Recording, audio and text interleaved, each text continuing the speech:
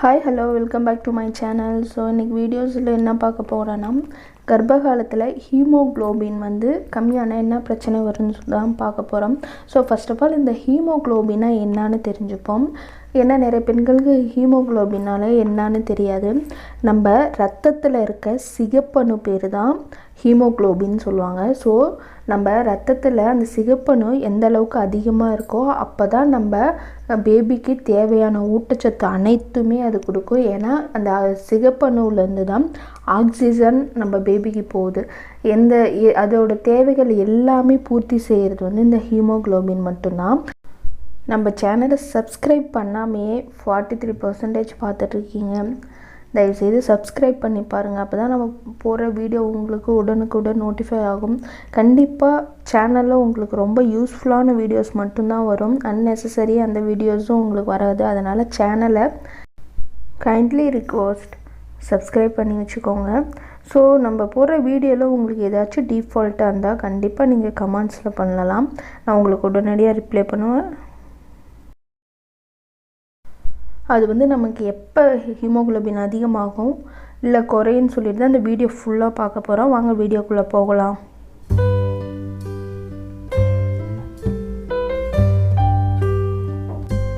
ஹீமோக்ளோபின்னா என்னன்னு சொல்லிட்டு உங்களுக்கு ஒரு சின்ன இன்ட்ரோ கொடுத்தாச்சு. ஸோ வாங்க இப்போ இந்த ஹீமோக்ளோபின் நம்ம கர்ப்ப காலத்தில் நம்ம குழந்தைக்கும் நமக்கு எந்த அளவுக்கு உதவிகரமாக இருக்குன்னு பார்க்க போகிறோம். ஸோ ஹீமோக்ளோபிங்கிறது நம்ம கர்ப்ப காலத்தில் மட்டும் நமக்கு அதிகமாக இருக்கணும், அதில் நார்மலாக இருக்கணும்னு அவசியம் கிடையாது. நார்மலாக இருக்கவங்களுக்கு ஹீமோக்ளோபின்ங்கிறது அதிகமாக இருக்கணும்.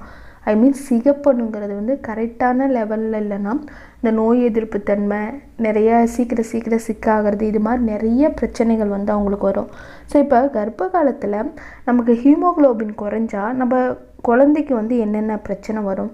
நமக்கு ஃபர்ஸ்ட் ஆஃப் ஆல் ஹீமோக்ளோபின் எப்போ குறையுதுன்னா நம்ம கர்ப்பம் அடைஞ்சிட்டு அந்த 1 to 3 அந்த 3 மாதத்துக்குள்ளே நமக்கு ஹீமோக்ளோபினுங்கிறது அந்த அளவுக்கு குறையாது. ஏன்னா அப்போ தான் பேபி ஃபார்ம் ஆகிருப்பாங்க.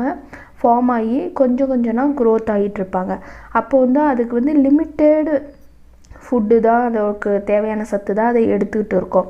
அந்த 3 to 6 மாதம் இது மெடிக்கல் டேர்மில் 2வது ட்ரைமெஸ்டர் அப்படின்னு சொல்லுவாங்க. அப்போது அந்த பீரியடில் தான் நமக்கு ஹீமோக்ளோபினுங்கிறது குறையும். நான் ஃபார் எக்ஸாம்பிள் நம்ம ஹாஸ்பிட்டல் போனால் கூட ஃபஸ்ட்டு நமக்கு எடுக்கிறது யூரின் செக்கப் எடுப்பாங்க. நெக்ஸ்ட்டு ஒன்று பிளட் செக்கப். அதில் சுகர் கரெக்டாக இருக்கா, ஹீமோக்ளோபின் கரெக்டாக இருக்கான்னு நம்ம செக் பண்ணுவாங்க.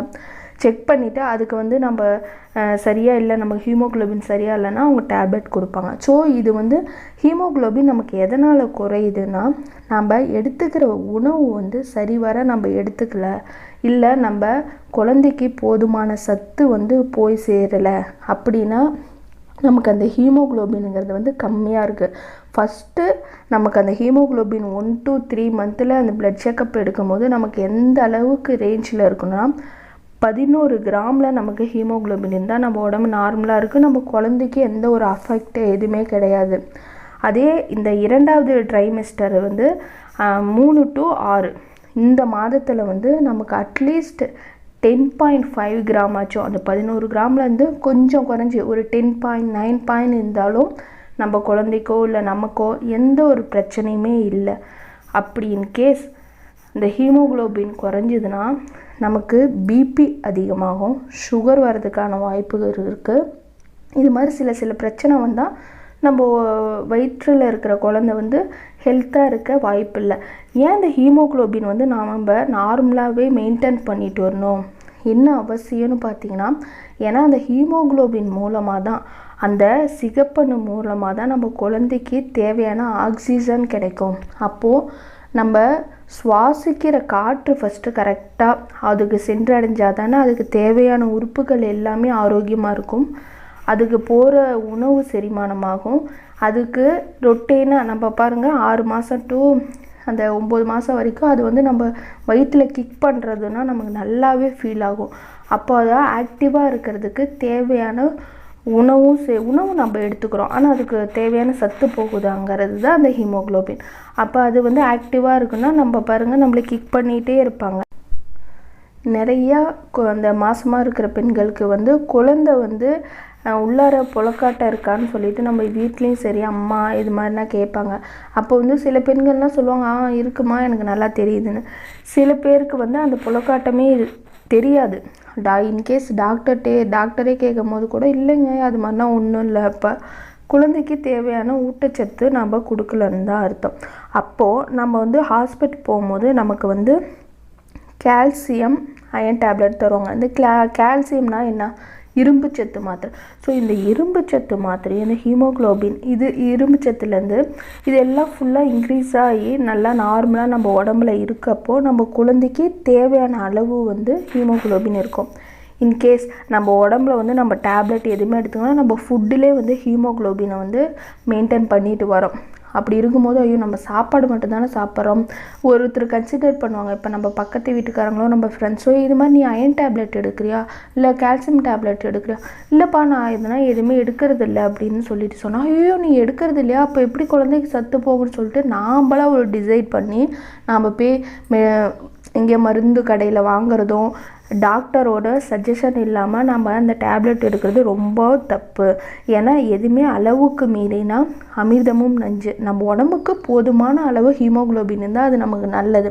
இதுவே அதிக அளவில் இருந்தால் அது நமக்கு ஆபத்து தான் உண்டாக்கும். இப்போது ஹீமோக்ளோபின் குறைவுனால நமக்கு குழந்தைக்கு என்ன பாதிப்புனா இருக்குதுன்னு பார்த்தீங்கன்னா, நம்ம குழந்தை வந்து வெயிட் கெயினே ஆகாது. ஏன்னா அதுக்கு சத்து போகலை, ஒழுங்கான சத்து நம்ம கொடுக்கல. அப்போ எப்படி அது க்ரோத் வந்து நல்லாயிருக்கும்? அது ஃபஸ்ட் ஆஃப் ஆல் குழந்தை வெயிட் ஏறாது. செகண்ட் ஒன்று வந்து குறைப்பிரசவம் நடக்கிறதுக்கு நிறைய வாய்ப்புகள் இருக்குது. நீங்கள் சில பேருக்குன்னா பாருங்கள் 7 மாதத்துலேயே வந்து டெலிவரி ஆகிறதுக்கான சான்சஸ்லாம் இருக்குது. நிறைய பேர் டெலிவரியும் பண்ணியிருப்பாங்க. அதனால் எதனாலனா இந்த பிரசவம் தான். ஃபார் எக்ஸாம்பிள் இந்த கிராமத்தில் இருக்க மக்கள்லாம் என்ன சொல்லிடுவாங்கன்னா, இந்த மாத்திரை மருந்து இதுனா எதுக்குடி, நாங்கன்னா இதனா சாப்பிட்டா குழந்தை பெற்றோம், உங்களெலாம் நாங்கள் எப்படி பெற்று போட்டோம், 5 பிள்ளைக்கு நாங்கள் மாத்திரையாக சாப்பிட்டோம், சோத்தை தின்னுட்டு கம்முன்னு உட்காருவியா அப்படிம்பாங்க. ஆனால் அந்த காலம் வேறு, இது வேறு. நம்மளை சுற்றி எவ்வளோ டெவலப்மெண்ட்ஸ் நடந்திருக்கு. ஸோ அந்த டெவலப்மெண்ட்ஸ் எல்லாமே நம்ம யூஸ் பண்ணிக்கிறது மட்டும்தான். அப்படி அந்த காலம் மாதிரி வீட்லேயே பிரசவம் பார்க்குற நாட்கள்லாம் போய் அப்புறம் ஏன் மருத்துவமனை வந்தது? ஸோ நாட்கள் போக போக காலங்களும் மாற மாற அதுக்கு தகுந்த மாதிரி நம்ம மாறிக்க வேண்டியதான். நான் உங்களுக்கு ஒரு சின்ன எக்ஸாம்பிள் சொல்கிறேன், இது ரொம்ப ட்ரூ. ஒரு ஃபங்க்ஷனுக்காக நான் பிறந்த ஊருக்கு போயிருந்தேன். அப்போ வந்து பக்கத்து வீடுன்னு சொல்ல முடியாது, பக்கத்து தெருவில் நான் வந்து ஒருத்தர் சொல்கிறாங்க, இது மாதிரி அவங்களுக்கு வந்து குழந்த பிறந்து இறந்துருச்சு அப்படின்னு சொல்லிட்டு. நான் கேட்குறேன் எதனால் இறந்துச்சு அப்படின்னு சொல்லிட்டு நான் கேட்குறேன். குழந்த தொண்டையில் வந்து ஓட்டை இருக்குது, வாயு இருக்குது, ஓட்டையும் இருக்குது, அதனால் அது வந்து மூச்சு விட முடியாமல் பிறந்த உடனே இறந்துருச்சு அப்படின்னு சொல்கிறாங்க. ஏன் ஸ்கேன் பார்த்தா சொல்லியிருப்பாங்களே அப்படின்னு சொல்லிட்டு நான் சொன்னேன். இங்கேனா யாருக்கு ஸ்கேனை பார்க்குறா, குழந்த மாதமாயிட்டாலே சோறை தின்ட்டு ஊற்றுட்டில் தான் உட்காந்துருக்காங்க, ஹாஸ்பிட்டலில் போகவே இல்லையா அந்த பிள்ளை அப்படின்னு சொல்லிட்டு. இதெல்லாம் பாருங்கள் எவ்வளோ ஒரு பிரச்சனை. அந்த பொண்ணு 10 மாதம் குழந்தை வயிற்றில் 9 மாதம் சுமந்து 10ஆவது மாதம் பெற்றெடுக்கும் போது கையில் குழந்தை இல்லாமல் இது மாதிரி ஒரு சுச்சுவேஷன் நடந்தால் அந்த பொண்ணு எப்படி அதை தாங்கிக்க முடியும்? அதுதான் நம்மளே ஒரு சில டிசிஷன் எடுத்து நம்ம ஹெல்த்தாக இருக்கோம், நம்ம ஹாஸ்பிட்டல்லாம் போக தேவையில்ல, அப்போ அவங்க சொல்கிறாங்க இவங்க சொல்கிறாங்க பேச்சுனா கேட்டுட்டு நம்ம சிலதானே அவாய்ட் பண்ணுறது பின் விளைவுகள் ரொம்ப அதிகமாக இருக்கும், ரொம்ப அதிகமாக இருக்கும். அதே மாதிரி மருத்துவமனையில் இருக்கிற மருத்துவர்கள் நம்ம நலனுக்காக தான் இருக்காங்க, எந்த ஒரு கெட்டதும் வந்து நமக்கு கொடுக்க மாட்டாங்க. இதை சாப்பிட்டா இந்த பொண்ணோட உடம்பு கெட்டு போயிடும், அதனால் இதை கொடுக்கலான்னா கொடுக்க மாட்டாங்க, நமக்கு நல்லது தான் பண்ணுவாங்க. அதனால் மருத்துவமனைக்கு போகிறது வந்து பெரிய ஒரு குற்றம்னா கிடையாது.